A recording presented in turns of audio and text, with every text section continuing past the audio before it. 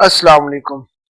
Welcome back to the next video, and in this video I'm going to explain chapter number 3 and 4 MCQs. Most important MCQs these are.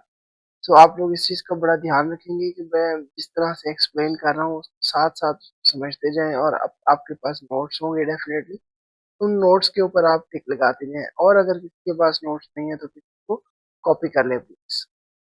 मेरा पहला question है in a proportion B A ratio B is equals to C ratio D. B and C are called what? तो बेटे B and C का मतलब हमारे पास क्या होता है? B आपके C और अगर हम देखते हैं तो ये बिल्कुल दरमियान में है और A और D जो है ये बाहर वाली एक्सट्रीम वैल्यूज हैं। तो इट मीन्स कि A और D बाहर वाली है तो उनको हम एक्सट्रीम बोलेंगे but question is B and C are called what? तो B एंड C हमारी means position. Okay, the next part is if y square is inversely proportional to x cube, then y square is equals to what? तो अगर मैं इसको simply y square को इस तरह से लिखूं, y स्क्वेयर इसको मैं कन्वर्ट करता हूँ इक्वल में, तो I have to write k here, right? k over 1 over x cube, k 1 के साथ मल्टीप्लाई होके k ओवर x क्यूब हो गया, तो answer would be this. The fourth proportional W of xy is equals to V ratio W. The fourth proportional of x ratio y is equals to V ratio W. Then fourth proportional क्या होगा हमारा? हमने क्या find करना है? Fourth proportional. तो fourth proportional हमारे पास value बनती है बेटे W वाली, राइट? हमने W एक्चुअली फाइंड करना है, तो इसको मैं यहाँ लिखता हूँ x ratio y is equal to V ratio W।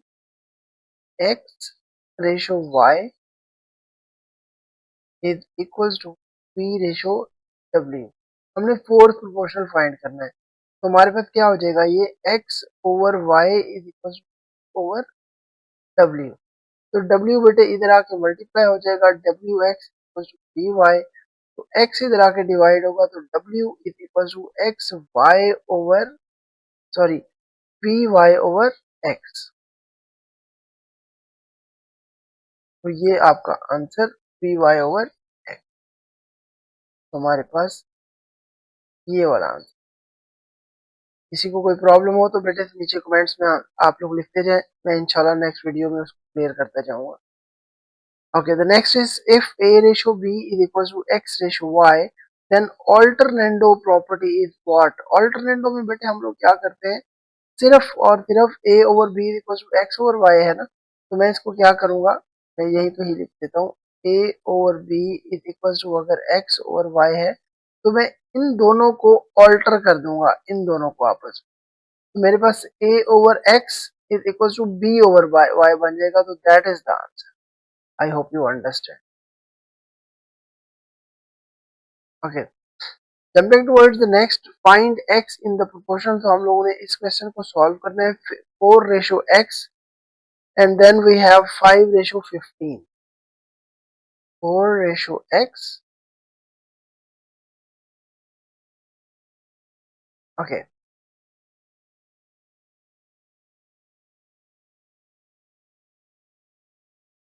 हम लोगों ने इसको सॉल्व करना है, तो x की वैल्यू हमारे पास क्या आएगी? That we are going to think. हमें पता है product of extreme is equal to product of means होता है 4 multiplied by 15 is equals to x multiplied by 5.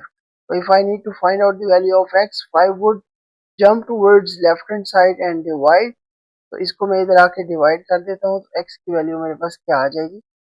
5 3 जा 15, तो answer is 12।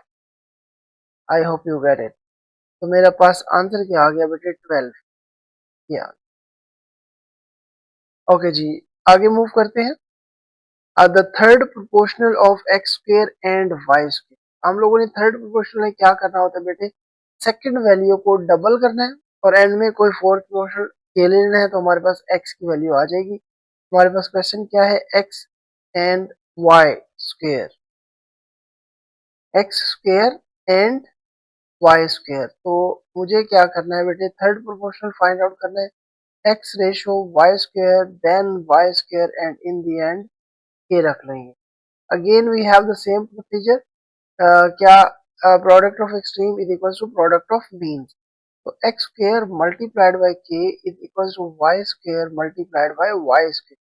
So I need to find out the value of k. So k will remain same.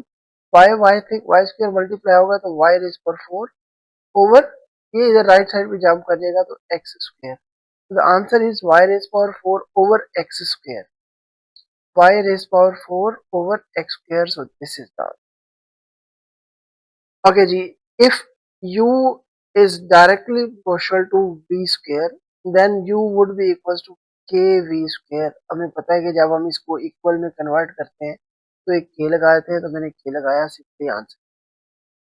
In a ratio a ratio b, a is called, बेटे पहली value जो होती है वो हमारी कहलाती है इंटेसिडेंट और दूसरी जो होती है वो कॉन्सिक्वेंट. तो ये हमारी a के बारे में पूछा जा रहा है, तो हम ये वाला आंसर. इधर clear.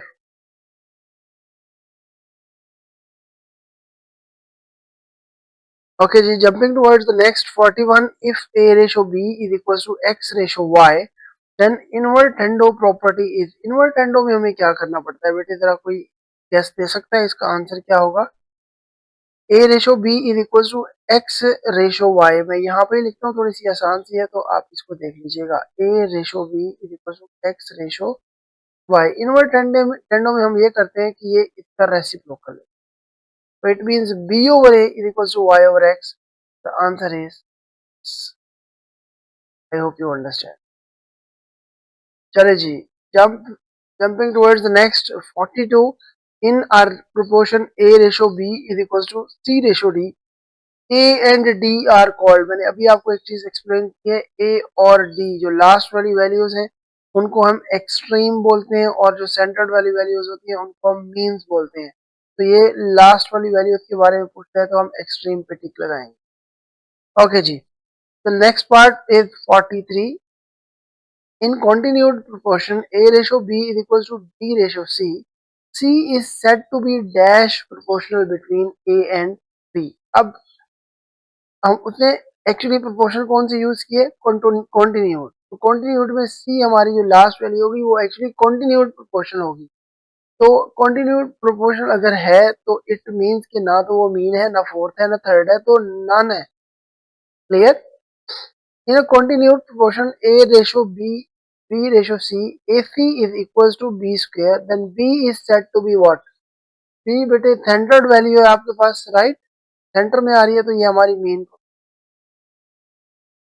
In a ratio x ratio y is called what? y second value है तो हमारी क्या हो जाएगी? कॉन्सिक्वेंट. ये बेटे हमारे चैप्टर 3 क्लोज हो गया हुआ है. तो अभी मैं चैप्टर 4 स्टार्ट करता हूँ, उसको भी जरा ध्यान से. So chapter number 4, x cube plus 1 over x minus 1 over into x plus 2. तो ये क्वेश्चन है बेटे, इज अ डैश. तो इसको अगर आप देखते हैं तो हमारी ऊपर वाली वैल्यू क्या है? एक्स क्यूब में है. नीचे वाली दोनों को अगर मैं मल्टीप्लाई करता हूँ तो एक्स स्क्वायर बनेगा. इट मीन हमारा numerator would be greater than the denominator. तो हमारी कौन सी फ्रैक्शन बन जाएगी? Proper fraction. तो x plus 3 whole square is equal to X square plus X 6x plus 9. तो बेटे इसको मैं जब ओपन करूंगा तो मेरा इस चीज के इक्वल होता है. तो ये आइडेंटिटी है, हम लोग बार बार इस चीज को पढ़ चुके हैं. x plus 3 whole square would be equal to X square plus 6x plus 9. So the next question is 2x plus 1 over x plus 1 into X minus 1. अब इसको देखें कि ये न्यूमरेटर डिनोमिनेटर से छोटा है. तो अगर न्यूमरेटर डिनोमिनेटर छोटा होता है तो उस फ्रैक्शन को हम क्या बोलते हैं? Proper fraction. चलिए जी, अब fraction in which degree of numerator is less. तो अभी मैं यही चीज बताता हुआ आ रहा हूँ लास्ट क्वेश्चन में. अगर हमारी ऊपर वाली value numerator is less than the second degree of denominator तो वो हमारा क्या कहलाता है? Proper fraction. Partial fraction of x minus 2 over x minus 1 into x plus 2. इसकी पार्शलाइज करते हैं तो बेटे इनके देख रहे हैं कहीं पे स्क्वायर वगैरह नहीं है. अगर स्क्वायर नहीं है तो ये सिंपल हमारा a हो जाएगा और ये b हो जाएगा. तो a over x minus 1 plus b over x plus 2. Okay जी. Dash is true for all values of variable involve. हमारी आइडेंटिटी होती है बेटी is true for all values of variable involve. ये हमारा आंसर।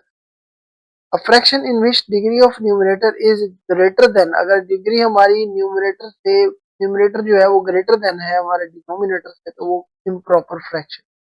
चैप्टर 4 बहुत आसान सा चैप्टर है। ओके, इसमें से लॉन्ग भी आते हैं और शॉर्ट भी आते हैं आप सबको। तो लॉन्ग के क्वेश्चंस बड़े कम हैं, 4-5 क्वेश्चंस हैं। उन 4-5 को करके आपका लॉन्ग का पोर्शन कंप्लीट हो सकता है, और कुछ 1-2-3 लाइक हर एक एक्सरसाइज के पहले 3-3 क्वेश्चन भी अगर आप शॉर्ट में कर लेते हैं तो आप लोगों का काम हो जाएगा। एनी हाउ, नेक्स्ट पार्ट है how many types of rational fraction. बेटे रैशनल फ्रैक्शंस आप सबको पता है पी ओवर क्यू की फॉर्म ये वाली फ्रैक्शन में होती है। तो अब सिर्फ इसमें बताया जा रहा है कि कितनी होती है। एक्चुअली 2 होती है। Now the question is this, वो 2 कौन सी होती है, उनका नाम क्या होता है, रैशनल फ्रैक्शंस कौन कौन सी हैं। बेटे इतने सारे क्वेश्चन हमने अभी यहाँ पे किए हैं। 2 ही फ्रैक्शंस हमारे सामने बार बार आ रही हैं, proper and improper fraction. There are only 2 different types of rational fractions, one is proper and one is another is improper fraction. Okay, the next and the last part of this chapter, the degree of polynomial.